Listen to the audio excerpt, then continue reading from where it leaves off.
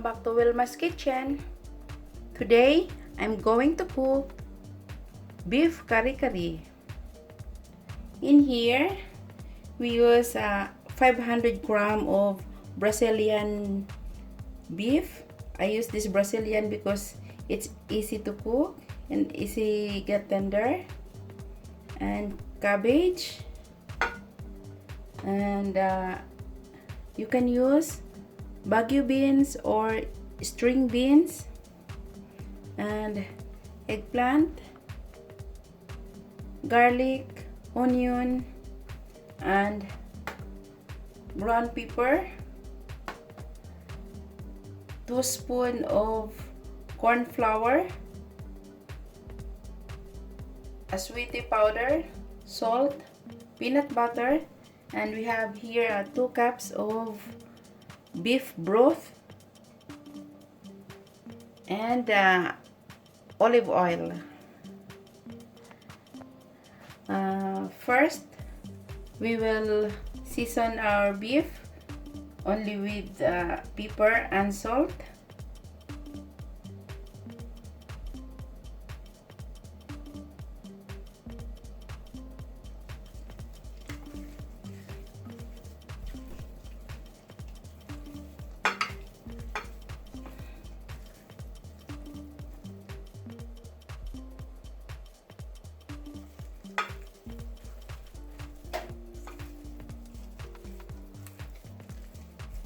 We'll just season this one, and we will sit aside for like 5 to 10 minutes while you will prepare your other ingredients.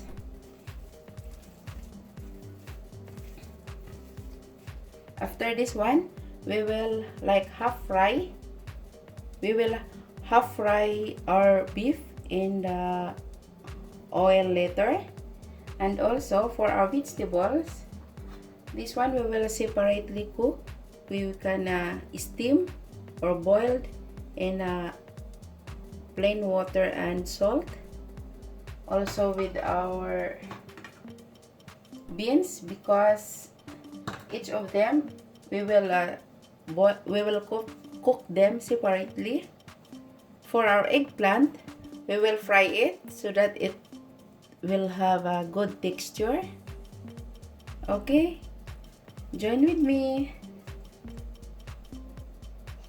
Now, beef cubes.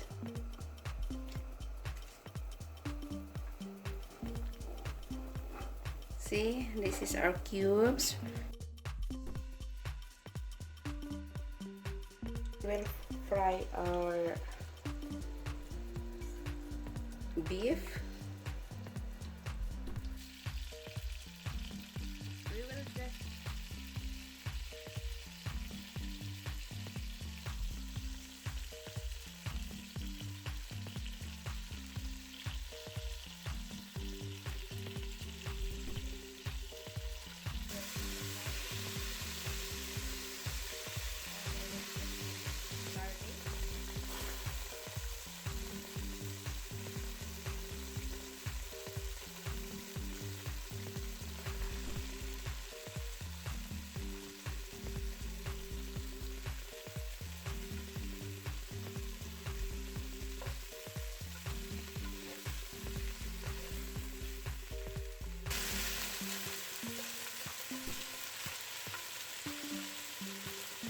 add my remaining pepper.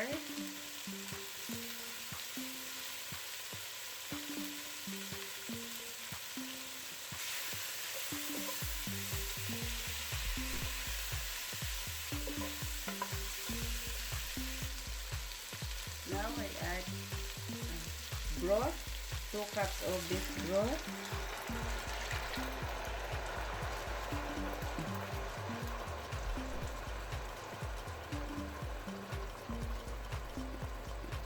We will keep this for like 10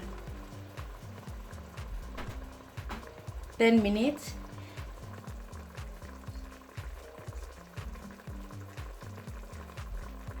We are waiting to cook our beef.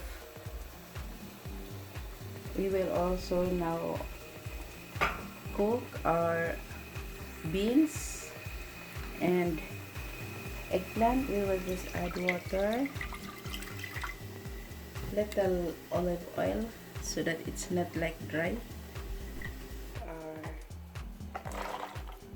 We will not overcook our beans, just half cook. Just make sure that your beans is evenly cooked. You can check your beans if cooked. You can taste it, try it. It's already cooked. So we finish. Like only 2 minutes.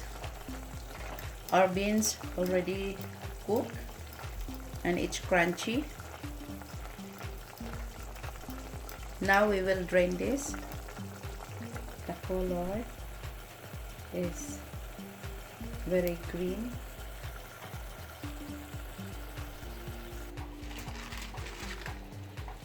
We will take now our cabbage.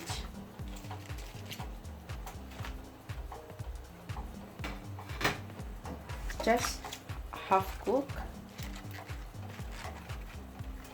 We will not really overcook our cabbage.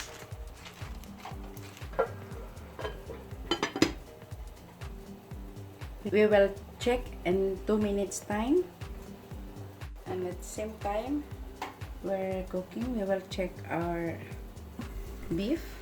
Oh, you can see looks tender now. We will check this one also, and we will add other ingredients.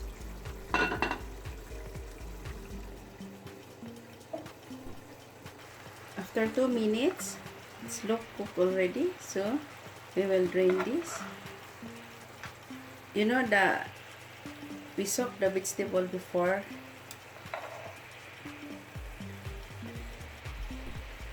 After 10 minutes, beef already looks like this. Soft already. And you can see the gravy, even if we did not put yet our peanut butter. Now it looks tender already, our beef. Now we will add our peanut butter.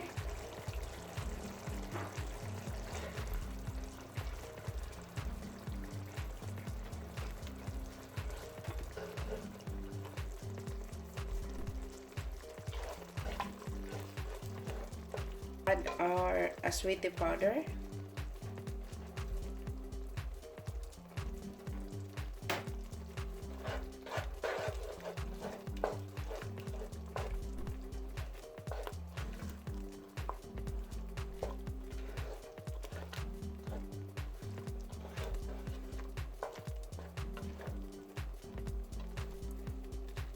We will just put our temperature in medium high.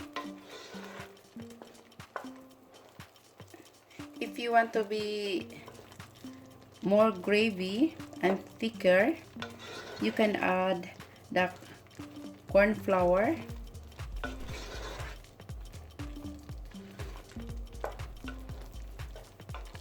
We will cook again this one like for 5 minutes.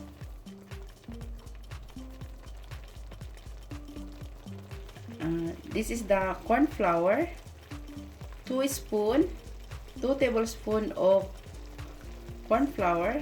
I dilute it with 1 cup of water.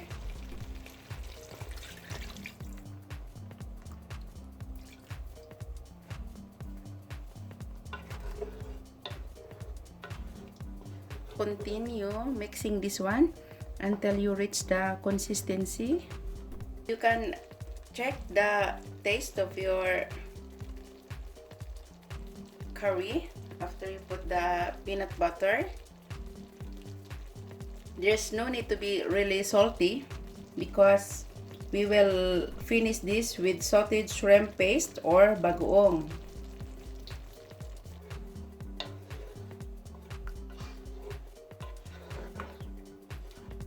keep for another 5 minutes in a medium-high temperature. While waiting our beef to cook, now we will fry the eggplant.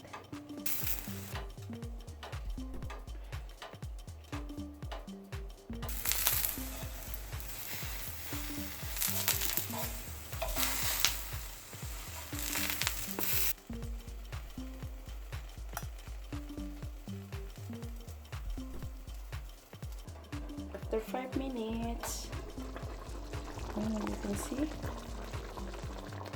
this is now our meat. It's very soft. I can feel it. So soft and tender. Final taste.